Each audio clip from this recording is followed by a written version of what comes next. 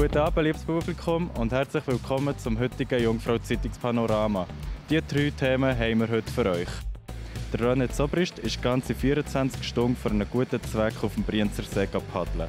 Der SVP-Grossrat Thomas Knutti hinterfragt die Führung der Inselgruppe.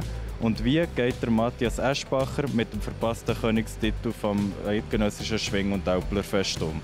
Was heute sonst alles passiert ist, haben wir hier in Kurzzusammenfassung. Wasserball. Die Turnerinnen holen den Göpp.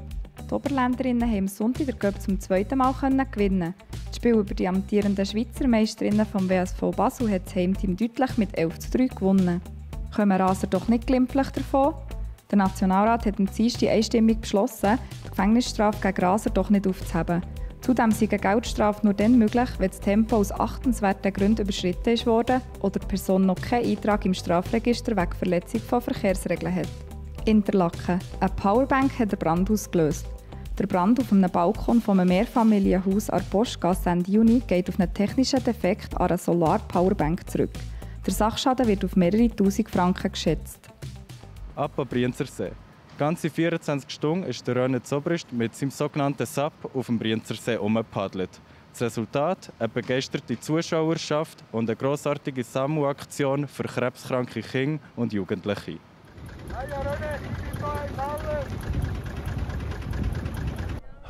Ich bin müde, glücklich, ein grosser Druck auf die Schulter gefallen. Ja, aber es ist cool. Wie waren so die letzten 10 Minuten? Oh, Emotionen pur. Wir sind Tränen gekommen. Es ist einfach wahnsinnig. Eine grosse Freude, so viel Leid, mit dem hätte ich niemals gerechnet. Mega schön. Nach der ersten Runde die ist sehr gut gegangen und bei der zweiten hat es angefangen Wellen und Stürmen. Und ich bin fast nicht mehr hierher gekommen, da bin ich eine halbe Stunde dran und dann habe ich das Gefühl gehabt, nein, komm, zieh es dir wieder drauf. Hat extrem viel Kraft gekostet. War es jetzt das erste und letzte Mal? So schon, ja. Aber ein weiteres Projekt in 2 Jahren, viel grösser noch. Der Feik, das ist der auf dem Brett tanzt, hat zu mir gesagt, ich möchte mit dir eine Challenge machen. Wir gehen von Brienz auf Amsterdam mal zusammen mit mir machen. Ich habe okay, machen wir, aber erst in 2 Jahren. Wir schauen für einen grossen Sponsor, sprich Red Bull oder so etwas. Und dann um mir eine Stiftung gut zu kommen. Also einfach unglaublich. Ich habe einfach gestaunt und gedacht, ist das möglich, 24 Stunden so auf einem auf einem Brett rumzupaddeln? Ich habe das nicht für möglich gehalten. Und ich bin sehr, sehr beeindruckt und zeige grossen Respekt gegenüber dem René, dass er das fertiggebracht hat.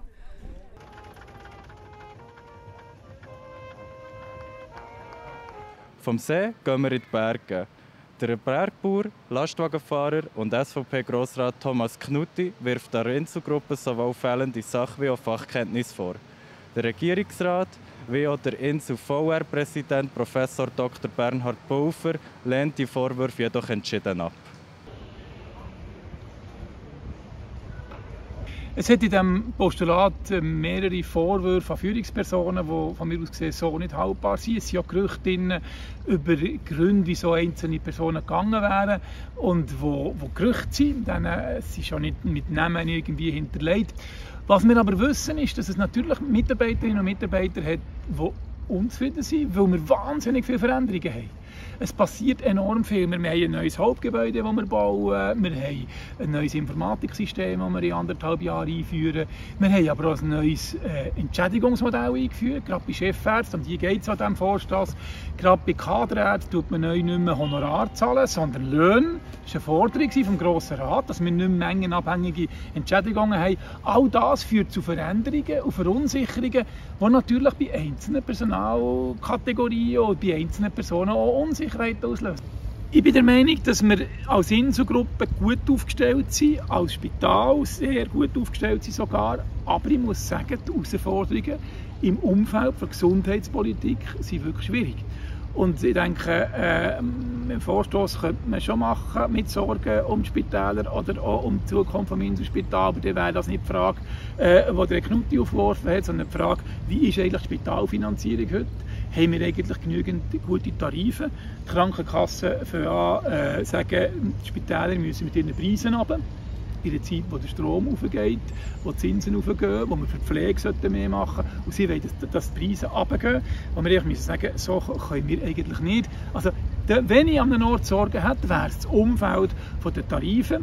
Und da müssen wir im Moment schon sehr kämpfen, dass man uns nicht noch mehr ökonomischen Druck macht.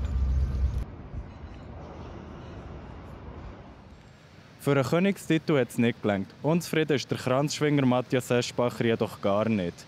Wenn er mit seinem verpassten Titel umgeht und was er für die Zukunft noch geplant hat, sieht er hier.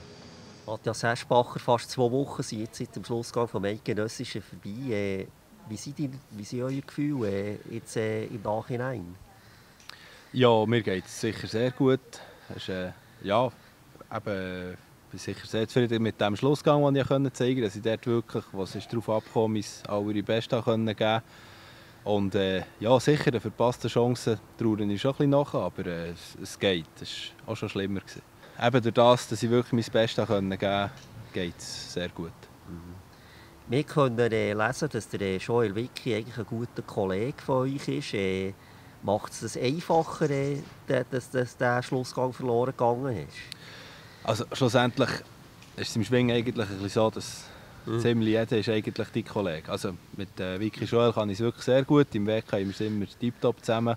Aber das ist ganz klar, wenn du gegeneinander schwingst, bist du sicher immer noch Kollege und schon ja, kameradschaftlich, aber es geht ums Gewinnen. Ja. Mit 30 praktisch an Spitzen angelangt, geht es noch besser? Ja, ich hoffe es doch sehr, dass es noch weiter hochgeht. Aber also ich werde sicher daran arbeiten und mein Bestes geben und in 3 Jahren noch einmal angreifen. Ich denke, im Schwingen kann man auch im Anführungszeichen höheren Alter immer noch Erfolg haben. Das hat man die Saison gesehen mit Gnägi Flöru, der am Schwarzsee gewinnen konnte. Das ist ja immer alles möglich. Aber es braucht sicher diverse Puzzleteile, die wir noch verbessern können. Ich werde sicher allem ein bisschen arbeiten, aber speziell etwas sagen könnte ich eigentlich nicht. Jetzt Spitzenschwinger, könnt ihr eigentlich vom Schwingen leben? Oder halbwegs leben? Ja, nein, eigentlich.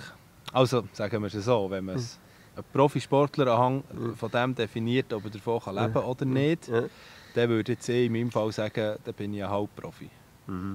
Das heisst, wie viel arbeitet ihr?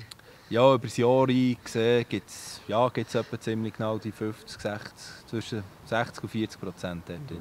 Und das werdet ihr beibehalten in eurem erlernten Beruf als Maurer? Das werde ich ziemlich sicher beibehalten. Es ist jetzt eben die 3 Jahre sind durch, wir planen jetzt wieder alles neu, wie es weitergehen soll. Aber das, so wie es jetzt momentan aussieht, werde ich sicher noch 3 Jahre Vollgas geben im Sport. Ja. Mit dem nächsten Höhepunkt Unspunnen, ich bin mit dem Ziel, das dort ganz vorne dabei sein. Dort werde ich sicher auch das Ziel an, mein Bestes zu geben. Und ja, eben Unspunnen, Jubiläum, das nächste ESAF, Kilberg. Ja, es geht Schlag auf Schlag jetzt. Eben, sehr viele Höhepunkte, jedes Jahr praktisch etwas. Genau, ja. Merci, Matthias Eschbacher. Merci, ja. Das war das heutige Panorama.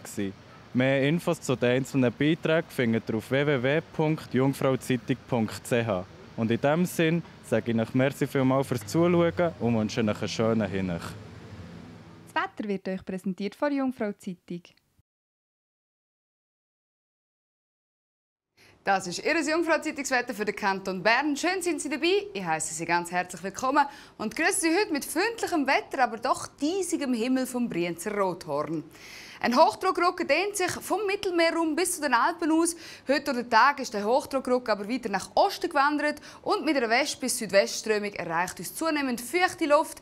Zwischen dem Ex-Hurricane Daniel bei Portugal und einem Trog über Nordeuropa befinden wir uns morgen in einer instabilen Wetterlage. In neuen Tag starten wir am Vormittag mit einem Sonne-Wolken-Mix und vereinzelt auch ein paar Schauer. Dazu erwarten wir milde Morgentemperaturen zwischen 15 und maximal 17 Grad. Am Nachmittag und Abend gibt es dann verbreitet mal einen Regenguss und auch Gewitter. Durch den Tag frischt im Flachland der Südwestwind auf und in Gewitternähe muss man mit Böen rechnen. Temperaturen die erreichen rund 24 Grad in Bern wie auch in Thun und im Oberland, zum Beispiel in Brienz, erwarten wir 23 Grad und in Meiringen etwa 22 Grad. Auch der Donnerstag zeigt sich unbeständig mit vielen Wolken und vor allem am Nachmittag wieder Regengüsse und Gewitter. Auch hier frischt der Südwest bis Westwind durch den Tag wieder auf. Auch für den Freitag und Samstag erwarten wir im Flachland wechselhaftes Wetter mit ein paar Schauer im Oberland. Wird es oft bewölkt sein und auch häufig nass. Schnee erwarten wir ab Samstag ab rund 1500 bis 1700 Meter. Und auch Sonntag und Montag wird es ähnlich weitergehen. Wir halten Sie auf jeden Fall auch weiterhin auf dem Laufenden. Der Herbst hält langsam Einzug. Ich wünsche Ihnen noch ganz einen schönen Abend und auch mit Regen einen super Tag morgen. Bis gleich wieder. Alles Gute. Ade miteinander.